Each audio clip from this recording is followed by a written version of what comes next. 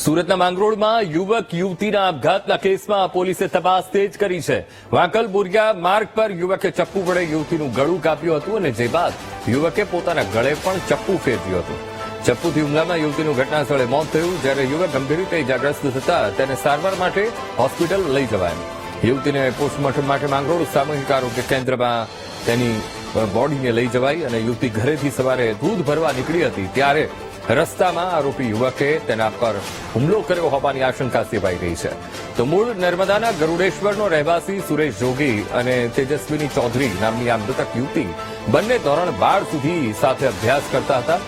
યુવક યુવતી કોલેજના બીજા વર્ષમાં અભ્યાસ કરતા હતા અને પ્રેમ પ્રકરણમાં આપઘાત કર્યાનું પોલીસે પ્રાથમિક તપાસમાં સામે આવ્યું છે અને હાલ તો પોલીસે અને એફએસએલની ટીમે ઘટનાસ્થળે પહોંચી વધુ તપાસ શરૂ કરી છે।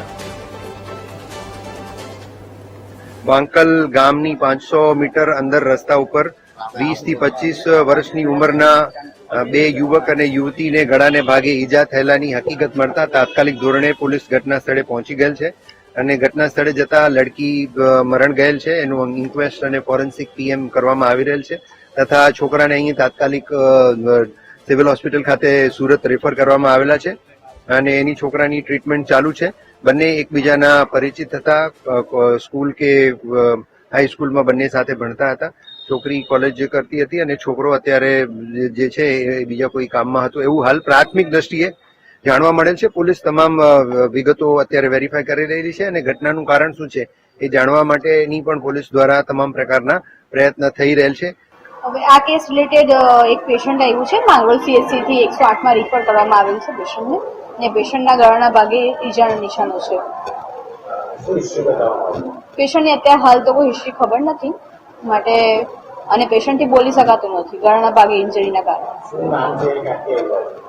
પેશન્ટ નામ સંજયભાઈ છે અને નર્મદામાંથી આવ્યું, એમનું રહેવાનું નર્મદામાં છે। હવે આ છોકરાનો જે મોટો ભાઈ છે એમનો મારા ભત્રીજા પર ફોન આવ્યો કે ભાઈ આવી રીતે ઘટના બની છે, ગળો કપાઈ ગયો છે છોકરાનો, એટલે આપણે તાત્કાલિક સુરત આપણે જવું પડે એટલે અમે અહીંયા સુરત આવ્યા છે। હવે અમને એકચ્યુઅલી કઈ ખબર નથી કે કેવી રીતે બીના બની, કેવી રીતે ઘટના ઘટી છે એ અમને હજુ જાણ ખાલી કઈ જ નથી ખબર અમને। ખાલી અમને એટલું ખબર છે કે ભાઈ આવી ઘટના ઘટી છે, ગળો કપાઈ ગયો છે એટલે અમે અહીંયા આવ્યા છે।